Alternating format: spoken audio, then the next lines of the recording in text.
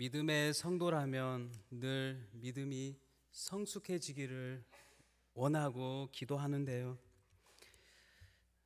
우리들의 믿음이 성숙해질 때가 언제인가요? 언제 우리들의 믿음이 성숙해질까요? 예수님과 깊은 교제 가운데 말씀이 내 안에서 살아 역사할 때, 말씀을 보면서 이 말씀이 꿀송이처럼 달게 될 때, 내 영혼에 힘이 생기며 내 영혼의 무게가 무거워질 때 믿음이 성숙해졌다 말씀드릴 수 있겠습니다. 그럼 믿음이 성숙해지면 내 안에서 어떠한 변화가 일어날까요? 내 안에 믿음이 성숙해지면 내 영혼의 무게가 무거워지기 때문에 어떠한 환난과 비바람이 몰아칠지라도 흔들리지 않고 넘어지지 않는 것이죠. 모든 것을 품을 수 있는 거목이 되는 것이죠. 그래서 새들이 와도, 동물들이 와도, 사람들이 와도, 비바람이 불어도 다 품어주고 안아주는 것입니다.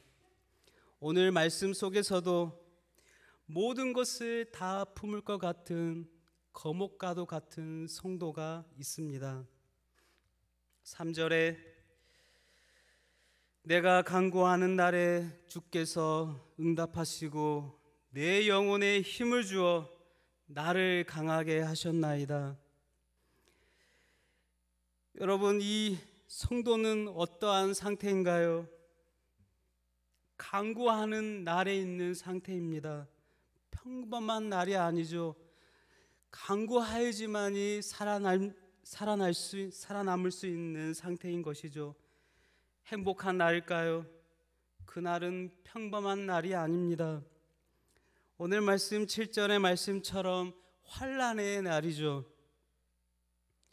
주님께서 살게 하셔야만이 살아날 수 있는 날인 것입니다. 고통의 멍에가 어깨를 짓누르는 날입니다. 이 날은 마치 사망의 음침한 골짜기를 걸어가는 날이겠죠. 시편 23편에 내가 사막의 음침한 골짜기로 다닐지라도 해를 두려워하지 않을 것은 주께서 나와 함께 하심이라. 주의 지팡이와 막대기가 나를 안위하시나이다라고 말씀하고 있습니다. 여러분들은 환난의 날, 사망의 음침한 골짜기를 걸어가는 날을 경험해 보셨나요? 주님 없이는 살아갈 수 없는 날을 경험해 보셨나요? 다윗이 자신을 죽이겠다고 쫓아오는 사울 왕을 피해 도망자 신세가 되었을 때, 밤에는 별을 이불 삼고 낮에는 구름을 우산 삼아 험난한 도망자 신세를 보내야만 했습니다. 또한 자신을 조여오는 권력자들에 의해 자유가 없는 삶을 살게 되었죠. 그렇게 다윗은 사망의 음침한 골짜기를 걸어가야만 했습니다. 숨도 제대로 쉴 수가 없었죠.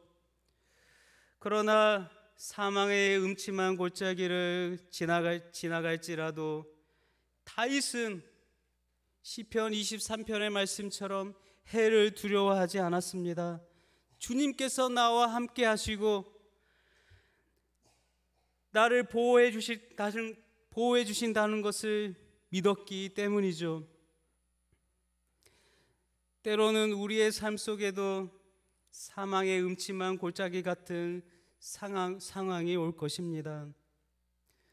가난으로 인해, 건강으로 인해, 마음의 상처로 인해 사망의 골짜기를 걸어가시는 분들이 있을 것입니다. 그때 우리들이 이 상황을 극복하는 것은 우리의 생명을 주관하시고 우리를 구원하시는 주님을 만나는 것입니다. 주님을 만나는 그때 우리의 영혼에 힘을 얻게 되는 것이죠. 힘이 샘솟듯 일어나는 것이죠.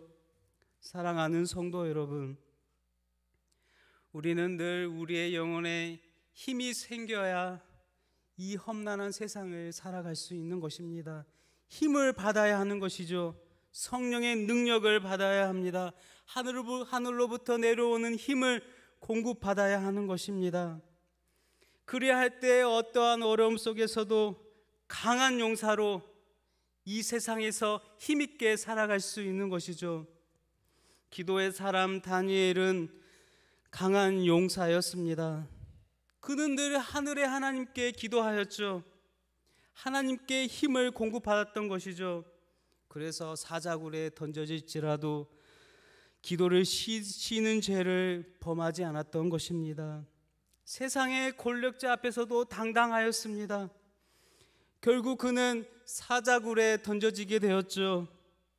이제는 사자의 밥이 되어야만 했습니다. 그런데 기도의 사람, 강한 용사였던 다니엘은 사자굴에 던져졌지만 머리털 하나 상하지 않고 사자도 이겨냈던 것입니다.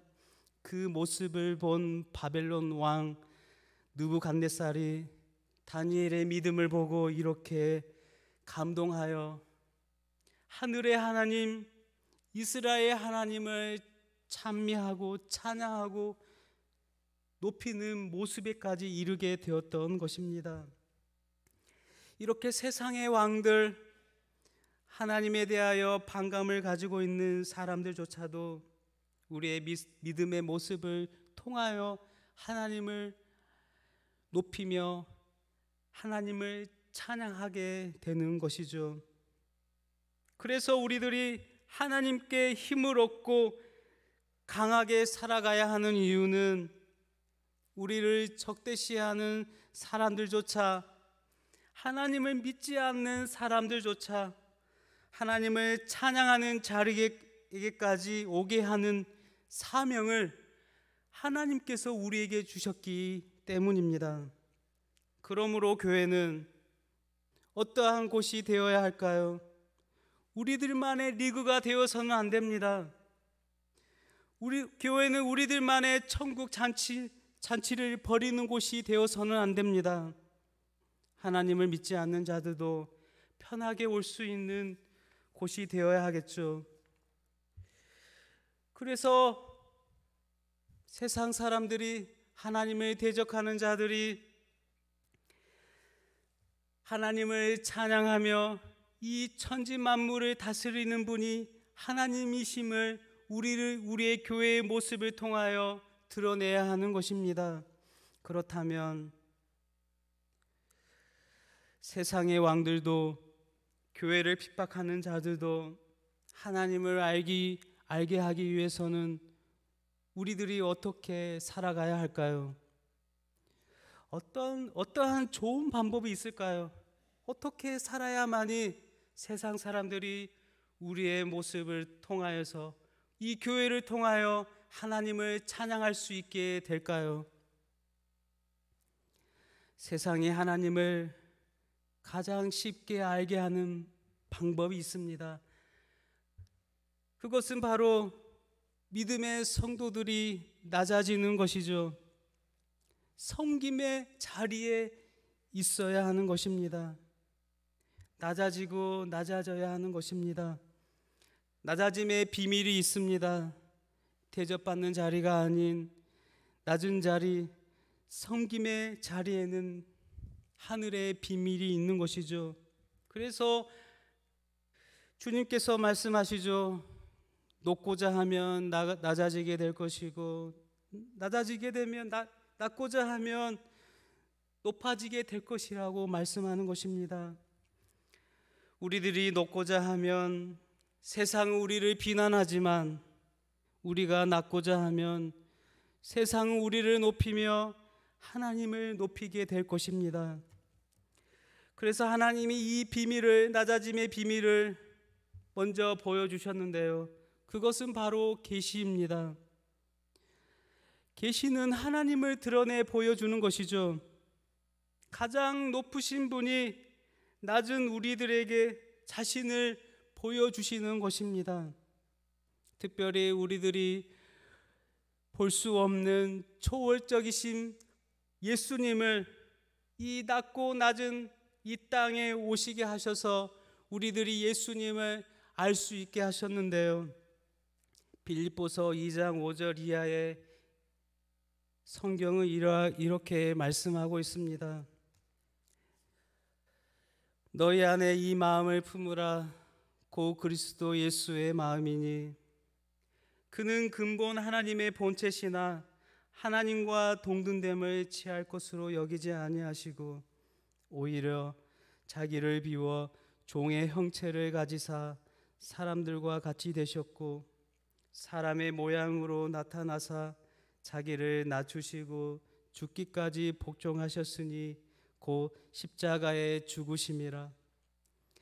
그리고 반전이 있는데요. 9절에 이러므로 하나님이 그를 지극히 예수님을 지극히 높여 모든 이름에 뛰어난 이름을 주사 하늘에 있는 자들과 땅에 있는 자들과 땅 아래에 있는 자들로 모두 무릎을 꿇고 예수의 이름 앞에 꿇게 하시고 모든 입으로 예수 그리스도를 주라 시인하여 하나님 아버지께 영광을 돌리게 하셨느니라라고 말씀하고 있습니다. 낮아짐을 통하여서 하나님께서 영광을 받으시는 것입니다. 그러므로 오늘 말씀 7절에 내가 환난 중에 다닐지라도 주께서 나를 살게 하시고 살아나게 하시고 주의 손을 펴사 내 원수들의 분노를 막으시며 주의 오른손이 나를 구원하시리이다 말씀하는 것입니다. 사랑하는 성도 여러분, 믿음의 성도는 환난이 닥쳐와도 두렵지 않습니다. 고난 가운데 거한다 해도 감사하는 것입니다. 주님께서 나를 살게 하시고 힘을 주시고 주의 손을 펴사 원수들의 분노를 막아주시고 주의 오른손이 우리들을 구원하시기 때문입니다. 그러므로 믿음의 성도는 어떠한 시련과 고난 중에서도 주님께서 나를 구원하실 것이라는 것에 확신이 있습니다. 구원의 확신이 있는 삶, 그것이 바로 무게 있는 삶이요 거목과도 같은 삶인 것입니다.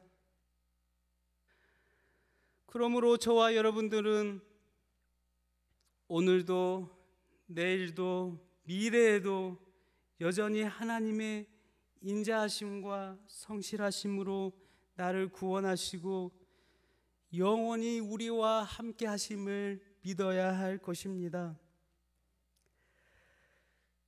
마지막으로 8절에 시인은 하나님께 간절히 기도하고 있는데요. 여호와께서 나를 위하여 보상해 주시리이다. 여호와여 주의 인자하심이 영원하오니 주의 손으로 지으신 것을 버리지 마옵소서. 하늘의 하나님 나를 버리지 마옵소서라며 간절히 기도하고 있는 것을 보게 됩니다. 극심한 고난 중에 있는 이 성도는 이 고난 중에서도 자신을 버리지 말라고 하나님께 부르짖고 있는 것이죠. 애절함이 묻어나오는 것입니다. 그는 매우 고통스럽습니다. 살아남기 위해 살기 위해 부르짖고 있는 것입니다. 우리 주변에도 연거푸 당한 고난 때문에 하나님이 계시는 곳자 의심할 만큼 힘겨워하는 지체가 있지 않습니까? 그러므로 이 말씀을 통하여 우리는 힘들고 고난 가운데 있는 성도를 살펴보며 그들의 어려움을 위하여서 도와주며 기도해야 하는 것입니다. 그가 겪는 고난이 하나님께 감사의 찬양을 드리는 은혜의 장이 되게 해달라고 기도해야 할 것입니다. 그리하여 어떠한 환난과 어려움 속에도 우리의 영혼에 힘을 공급해 주시고 나를 강하게 하시는 전능하신 하나님을 찬양하시는 복된 성도님들이 다 되시기를 주님의 이름으로 축복합니다.